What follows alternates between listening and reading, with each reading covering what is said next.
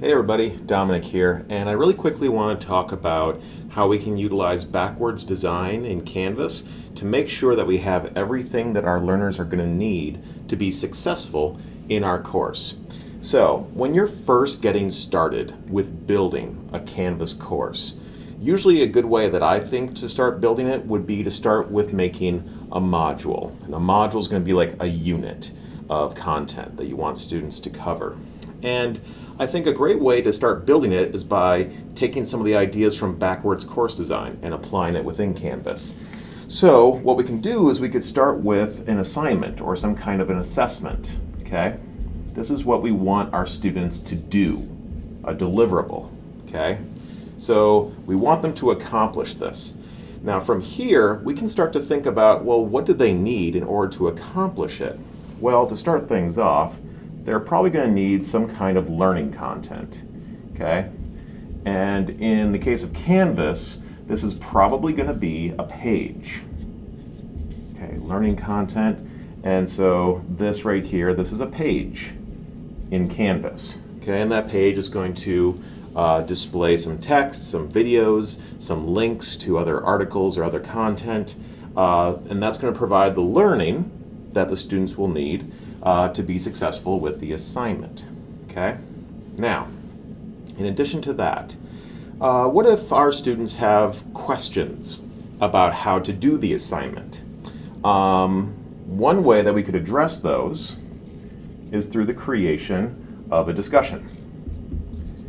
Now, you may make a discussion that's for the entire course, or you may make a separate discussion for each module. There are good reasons for either one, but that's a decision that you want to consider. And you certainly want to give some means of having a discussion in the course, or a place where students can ask their questions. Now, in addition to perhaps posting in a Q&A discussion area, the students are probably also going to look for your contact information. Okay. Contact info. They want to contact you, and where that can go is on the course homepage. I would recommend putting it there. Okay, I think that's a logical place for it to go. And so we want to make sure our course homepage has that contact information.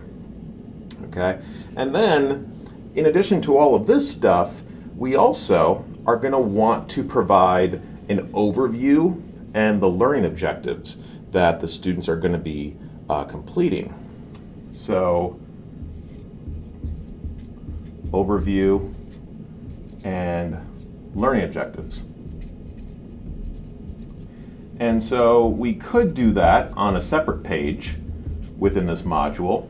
Could you consolidate this page and this page into one? Yes, you could. The decision on whether or not to do that, it really depends on how much content is in there and whether it's going to be overwhelming to cram all of it into a single page. It might make more sense to break it into two. Okay, so this is also a page. All right. And if we're going to provide an overview with learning objectives, well, those learning objectives are probably going to tie back to competencies, course competencies, and those are going to be within the syllabus. Okay, so we have our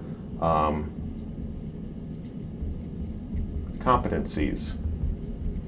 Okay, now I know we got arrows going all over the place, but the basic idea here is that if we start building some of this content backwards, starting with the assignment or the assessment and going back, what we end up doing is that, number one, we can kind of make sure that we have relevant content throughout the course that's being referenced. It also avoids the case where we have assignments that don't align with the learning objectives and the competencies of the course, and also make sure that all of the content that we provide here is going to be relevant, which is really important.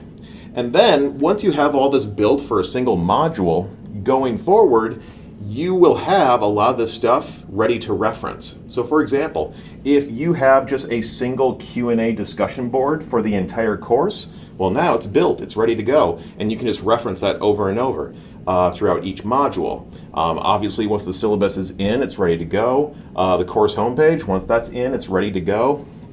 And so as you move forward, hopefully the other modules will be easier to put together. Okay, so that's just a little overview of how backwards course design can be achieved within Canvas. There's a lot more that can go into it, but I wanted to keep this video relatively short. So if you have any questions about how to build this kind of content within Canvas, feel free to reach out to me or another member of the CPD department. Thanks for watching.